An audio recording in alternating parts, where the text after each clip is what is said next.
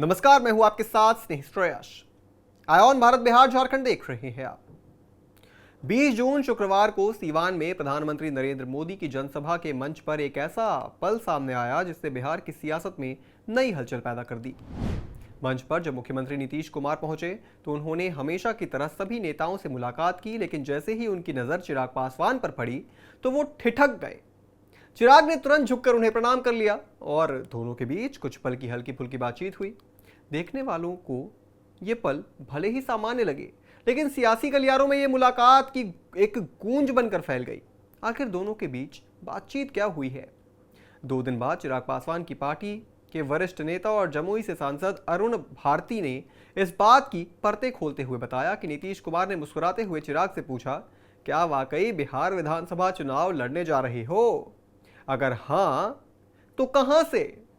अभी तो तुम युवा हो, केंद्रीय मंत्री हो, तुम्हारा राजनीतिक भविष्य बहुत उज्जवल है, तुम्हारे पिताजी से मेरे बहुत अच्छे रिश्ते थे और तुम्हारा भी मैं बहुत सम्मान करता हूं।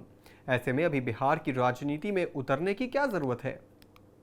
इस सवाल पर चिराग ने भी बड़े सधे हुए अंदाज में जवाब दिया, सर, पार्टी में चर्चा चल रही है, अभी कुछ तय नहीं हुआ है, लेकिन अगर फैसला हुआ तो चुनाव में उतरने से पहले आपका आशीर्वाद लेने जरूर आऊंगा। इस जवाब ने यह साफ कर दिया कि चिराग पासवान अब सिर्फ दिल्ली की राजनीति तक सीमित नहीं रहना चाहते, वो बिहार की जमीन पर फिर से अपनी सियासी पकड़ मजबूत करना चाहते हैं।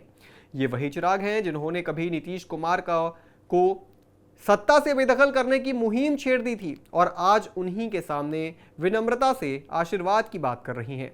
क्या यह संकेत है कि दोनों के बीच सियासी दूरी कम हो रही है, या फिर चिराग बिहार की राजनीति में खुद को फिर से एक बड़े खिलाड़ी के रूप में स्थापित करने की तैयारी कर रहे हैं? इस बातचीत के तुरंत बाद चिराग पासवान ने मुख्यमंत्री को एक पत्र भी लिखा जिसमें दुर्घटना पीड़ितों के परिवार को मुआवजा देने की जटिल प्रक्रिया को सरल बनाने की अपील की गई। उन्होंने इसे मानवीय बताया और अपराध की बढ़ती घटनाओं पर भी चिंता जताई। अब सब घटनाएं ये संकेत दे रही हैं कि चिराग सिर्फ एक केंद्रीय मंत्री बनने से संतुष्ट नहीं है, वो जमीनी मुद्दों को लेकर सक्रिय हो रहे हैं, जन भावनाओं से जुड़ने की कोशिश कर रहे हैं और बिहार की राजनीति में अपनी मौजूदगी फिर से दर्ज कराने का माहौल बना रहे हैं। आने वाले समय में यदि वो विधानसभा चुनाव लड़ते हैं तो फिर केवल एक नेता का चुनाव नहीं होगा, बल्कि ये नई पीढ़ी के उस नेता की वापसी होगी जिसने कभी बिहार में चिराग मॉडल लाकर नीतीश को चुनौती दी थी। अब देखना यह है कि ये मुलायम दिखने वाली मुलाकात क्या भविष्य की किसी बड़ी सियासी कहानी का पहला अध्याय साबित होगी? इस पूरी खबर पर आप क्या सोचते हैं दोस्तों? हमें कमेंट करके जरूर बताएं। बिहार झारखंड से जुड़ी तमाम बड़ी खबरों को देखने के लिए आप जुड़े रहें आयोन भारत बिहार झारखंड के साथ।